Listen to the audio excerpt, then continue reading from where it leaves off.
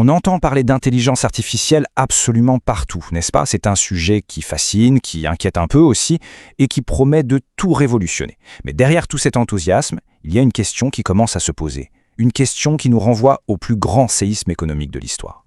Est-ce qu'on est en train de revivre une énième bulle technologique? Vous savez, une de ces bulles qui gonflent, qui finissent par exploser et qui au passage redéfinissent complètement notre société?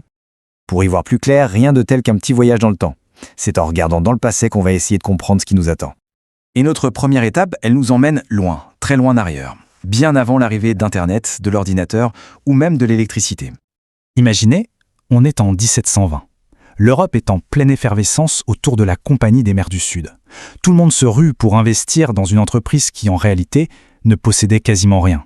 Pas de vrais produits, aucune valeur tangible, juste une promesse, une belle histoire. Et ça a suffi. Les prix ont grimpé en flèche avant que, paf, tout s'effondre, brutalement. Et ce qui est fou, c'est que le mécanisme derrière ces bulles, il ne change quasiment jamais. On peut le résumer en 3 temps. D'abord, il y a une nouvelle opportunité, quelque chose de révolutionnaire qui apparaît. Ensuite, ça déclenche un enthousiasme complètement irrationnel, une sorte de frénésie collective. Et à la fin, inévitablement, c'est le crash. Ce cycle-là, on va le voir, c'est une constante de l'histoire. Allez, on avance d'un siècle. Année 1800.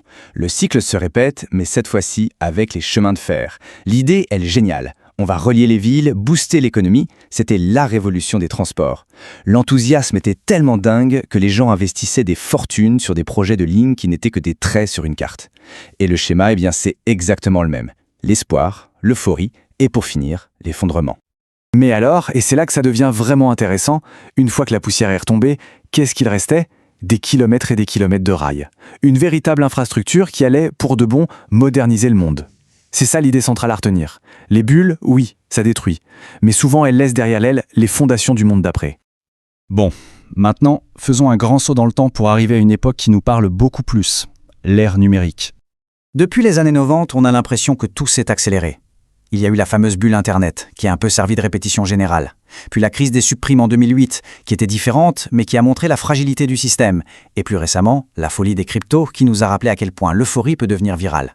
Chaque crise avec son propre scénario, mais toujours ce même air de famille, nous amène tout droit à la situation actuelle avec l'IA. Petit retour en arrière, fin des années 90, la bulle Internet. La technologie semblait magique. Un monde nouveau à portée de clic. Des startups poussées comme des champignons, la plupart sans le moindre business model solide. Mais ça n'avait aucune importance. Pourquoi ? Parce qu'une seule petite phrase suffisait à emporter l'adhésion. Internet va tout changer.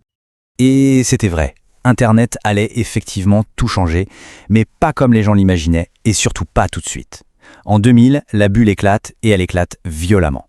Le bilan est lourd. Des milliards de dollars qui partent en fumée, des entreprises qui mettent la clé sous la porte du jour au lendemain, et des tonnes de rêves brisés.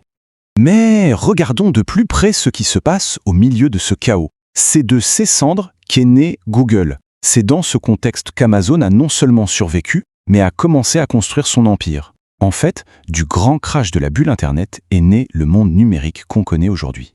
On peut donc rajouter une 4e étape, une étape cruciale à notre cycle, la renaissance. Après l'espoir, l'exagération et la destruction, la technologie elle-même, celle qui était au cœur de la bulle, arrive à maturité. La bulle crypto en est un bon exemple récent. Une fois le crash passé, on a commencé à moins parler de spéculation pure et beaucoup plus des applications concrètes de la technologie blockchain. Et ça nous ramène pile à aujourd'hui, face à l'intelligence artificielle. Le schéma a l'air de se répéter trait pour trait. Mais la question que tout le monde se pose, évidemment, c'est est-ce que cette fois c'est vraiment différent ? Quand on y pense, le parallèle est juste saisissant. La promesse qui porte l'IA aujourd'hui, c'est la copie quasi parfaite de celle qui a enflammé la bulle Internet il y a 25 ans. C'est le même discours, le même espoir démesuré dans une technologie censée tout réinventer. Pourtant, il y a quand même des différences, et elles sont de taille. D'abord, la vitesse. L'IA apprend, elle évolue à un rythme exponentiel, bien plus rapide que tout ce qu'on a connu. Ensuite, son impact. L'IA ne concerne pas juste un secteur, elle touche absolument tout, toutes les industries, tous les métiers, partout dans le monde. Et enfin, sa résilience. Même quand l'économie mondiale tousse un peu, la recherche et le développement en IA, eux, continuent d'avancer à plein régime. Alors, on en arrive à la question finale. Si toute cette hype, ce battage médiatique, finit par retomber, qu'est-ce qui va se passer ? Est-ce que la boule va éclater ? Et surtout, qu'est-ce qu'il en restera ? Eh bien, la réponse, elle est un peu en oui et non. Pour bien comprendre, il faut faire la part des choses. Il y a le hype d'un côté et la technologie de l'autre. Alors oui, une partie de la bulle va très certainement éclater.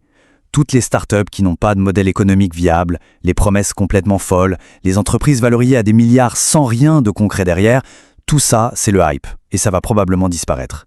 Mais, et c'est ça le plus important, comme pour les chemins de fer ou pour Internet, le fond, la technologie, elle, va rester. L'IA ne va pas s'évaporer.